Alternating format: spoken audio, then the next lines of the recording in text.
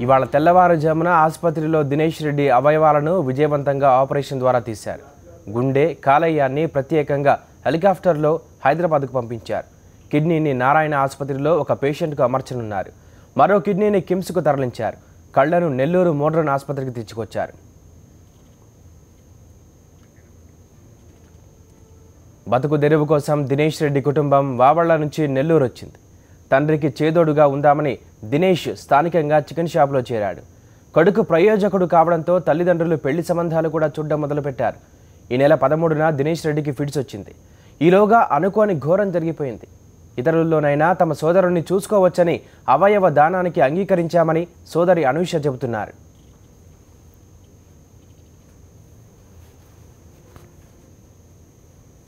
మా నాన్నకి నేను మా తమ్ముడేనండి. మా తమ్ముడికి 6 రోజుల క్రితము సడన్గా బాగాలేకుండా వచ్చిందండి. హెడేక్ అన్నాడు, ఫిట్స్ అన్నాడు. హాస్పిటల్కి తీసుకెళ్తే బ్రెయిన్ ఆపరేషన్ చేయాలన్నాడు. చేశాక 4-5 డేస్ తర్వాత బ్రెయిన్ డెడ్ అయిందని చెప్పాను.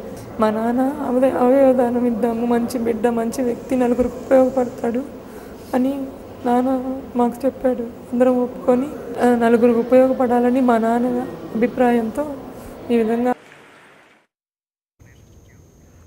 దీనిపై పూర్తి వివరాలు మా కరెస్పాండెంట్ అమర్ అడిగి తెలుసుకుందాం. అమర్, చెప్పండి, ఒక గొప్ప పని అసలు ఎలా జరిగింది, డీటెయిల్స్ ఏంటి?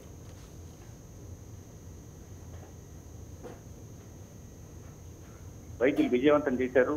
గత 3 నెలలుగా మనం పరిశీలిస్తే దాదాపు 2 ఆపరేషన్లు విజయవంతంగా పూర్తి చేశారు. గత 15 రోజుల క్రితమే ఒక గుండెను తీసి గుంటూరు ప్రభుత్వ ఆసుపత్రి నుంచి అక్కడ ఒక అవసరమైన రోగికి అమర్చారు. అదేవిధంగా ఈసారి కూడా విడవలూరుకు చెందిన దినేష్ రెడ్డికి బ్రెయిన్ డెడ్ కావడంతో అతనికి ఎలాగైనా అతని అవయవాలను ఇతరులకు ఇస్తే కనుక అతనిలో చూసుకోవచ్చని చెప్పి తల్లిదండ్రులను వైద్యులు ఒప్పించారు. దీంతో తల్లిదండ్రులు అంగీకరించడంతో దినేష్ రెడ్డికి ఈరోజు తెల్లవారుజామున నారాయణ ఆసుపత్రిలో చికిత్స ప్రారంభించారు. ఆపరేషన్ పెద్ద ప్రక్రియ. దాదాపు చెన్నైతో పాటు హైదరాబాద్ నుంచి ప్రత్యేకంగా వైద్యుల బృందం నారాయణ ఆసుపత్రికి వచ్చేసి విజయవంతంగా గుండెతో పాటు కాలేయాన్ని, కళ్లను, కిడ్నీలను కూడా తీశారు. వీటి ముందుగానే గ్రీన్ ఛానల్ ద్వారా నిర్ణీత ప్రదేశాలకు పంపేందుకు కోసం ఏర్పాటు చేశారు. ఆల్రెడీ ఇవన్నీ కూడా మార్గమధ్యంలో ఉన్నాయి. కిడ్నీలో నెల్లూరు నారాయణ ఆసుపత్రిలో అవసరమైన రోగికి అమర్చారు. అది అక్కడ ఇంకో కిడ్నీని నెల్లూరులోని కిమ్స్ ఆసుపత్రికి తరలించారు. అక్కడ కూడా మరో రోగికి అవసరమైన ఉంటే దాన్ని కూడా అక్కడ ఆయనకు అమర్చే ప్రక్రియను కూడా కొద్దిసేపటి క్రితం ప్రారంభించినట్టుగా వైద్యులు తెలిపారు. ఈ విధంగా నెల్లూరు జిల్లాలో అవయవదానం సంఘటనలు గత ఏడాది గురించి దాదాపు 5-6 మంది అవయవదానానికి ముందుకు రావడంతో కూడా వైద్యులంతా కూడా సంతోషం వ్యక్తం చేస్తున్నారు. తాను చనిపోతూ మరొకరు కూడా జీవితాన్ని ప్రసాదించే ఈ ప్రక్రియ మీద ప్రజల్లో కూడా అవగాహన రావాలని చెప్తున్నారు. బ్రెయిన్ డెడ్ కావడంతో ఇక తమ కుమారుడిని చూసుకోలేమని, ఇక బతకడని చెప్పి వైద్యులు చెప్పడంతో కుటుంబ సభ్యులు ఎంతో బాధగానే దీనికి అంగీకరించారు. కానీ తన కుమారుడు చనిపోతూ 5 మందికి జీవితాన్ని ఇవ్వడం చాలా గొప్ప విషయం అని చెప్పి కూడా తల్లిదండ్రులు అంటున్నారు. దినేష్, అలాగే అమర్, ఒక గొప్ప కార్యం ఇది. అధికారులు ఎంత అవేర్నెస్ తీసుకొచ్చినా సరే ఈ నెల్లూరు, గుంటూరు, ఈ పరిసర ప్రాంతాల్లో ఈ మధ్య కాలంలో చాలా ఇలాంటి బ్రెయిన్ డెడ్ ఘటనలు, చాలా మందికి ప్రాణదానం చేసిన సంఘటనలు చూస్తున్నాం. ఇంకా అవేర్నెస్ రావాల్సిన అవసరం ఏమైనా ఉందంటారా? ప్రధానంగా ఈ ప్రక్రియ మీద ప్రజల్లో కూడా పూర్తి స్థాయి అవగాహన రావాల్సిన అవసరం ఉంది. కానీ కొందరు కుటుంబ సభ్యులు ఈ అవగాహనకి అంగీకరించరు. కానీ వైద్యులతో పాటు ప్రత్యేక ట్రస్టులు కూడా ఈ విషయం మీద కూడా గ్రామాల్లో అవగాహన కలిగిస్తున్నారు. కానీ హాస్పిటల్కి వచ్చిన తర్వాత, అంటే పూర్తి స్థాయి బ్రెయిన్ డెడ్ అయిన తర్వాత ఇంక ఏమి గత్యం చేయలేని పరిస్థితుల్లో కనీసం అతని అవయవాలైనా ఇతరులకు అందిస్తే కనుక వాళ్ళైనా జీవితాన్ని కొనసాగిస్తారని చెప్పి కుటుంబ సభ్యులు ఒప్పిస్తున్నారు. చాలా మంది వైద్యులు కూడా ఈ ప్రక్రియలో నిమగ్నమయ్యారు. ప్రధానంగా నారాయణతో పాటు అపోలో ఆసుపత్రిలో ఇలాంటి ఆపరేషన్లను గత 3 నెలలు విజయవంతం చేయడంతో కుటుంబ సభ్యులు కూడా దానికి అంగీకరించారు.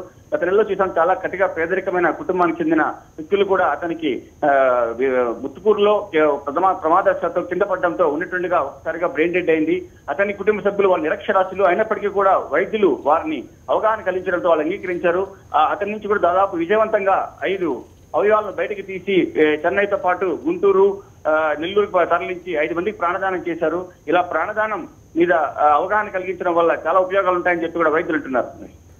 అలాగే అమర్, ఈ దినేష్ రెడ్డి కుటుంబ నేపథ్యం ఏంటి, డీటెయిల్స్ ఏంటి? ప్రధానంగా దినేష్ రెడ్డి కుటుంబం చాలా పేదరికమైన కుటుంబం. విడలూరు మండలం బావిళ్లలో ఈ కుటుంబం అక్కడ కూలీ నాలి చేసుకుని జీవించేది. కానీ నెల్లూరుకు వస్తే కనుక కుమారులు చదివించుకొని, అంతేగాక ఇక్కడ కుటుంబ పోషణ సులభం అవుతుందని చెప్పి భావించి దాదాపు 15 ఏళ్ల క్రితం నెల్లూరుకు వచ్చారు. నవాబ్పేటలోని పొల్లమ సత్రం ప్రాంతంలో వీరు నివాసం ఉంటున్నారు. గేదెలతో మినీ డైరీని నడుపుకుంటూ జీవిస్తున్నారు.